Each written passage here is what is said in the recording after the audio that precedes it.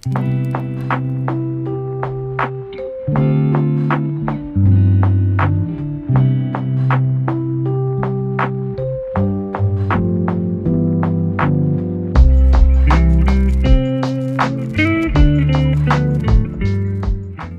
the penultimate wrestler of the year is a pretty big year. I'd say 2022 last year was maybe Punk's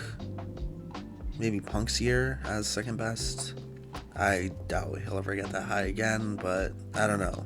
Maybe in 2024 he'll dethrone Roman Reigns and Seth Rollins and also be revealed as the devil, if he doesn't get another injury or backstage brawl by then. But anyway, moving on from Punk, let's get to my second favorite wrestler of 2023. It is definitely not Punk, by the way.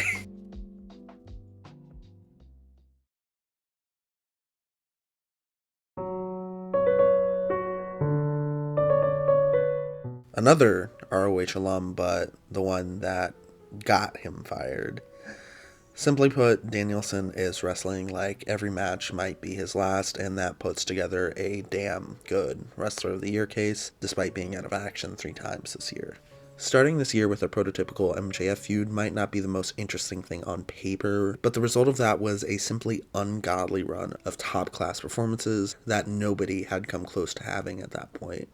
My personal highlights of this run being Thatcher and especially Rush. And it finally climaxed with a 60-minute Iron Man match, which is one of the few examples this year of a match justifying its epic runtime. He followed this up by having an Anarchy in the Arena match, which admittedly was not as great as the first one or Stadium Stampede later in the year, but still fun.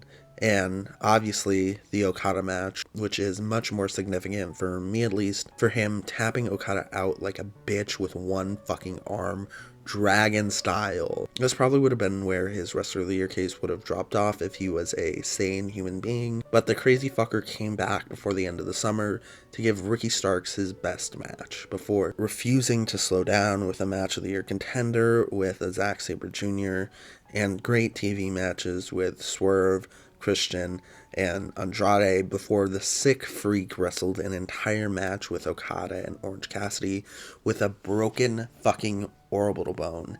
And now he's back before the end of the year, and by the time this comes out, we'll have already wrestled most of the field in the C2. It's almost crazy to imagine what an earth-shattering year he would have had without any injuries, but what we do have is some of the best wrestling in the world by the greatest of all time, who simply refuses to slow down. Man, I'm not ready for him to go.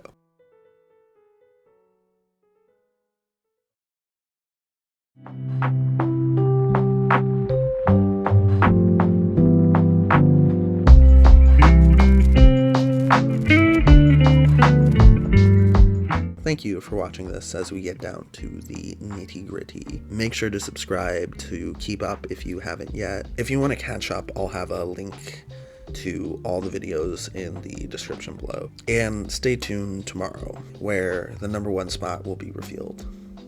That's right.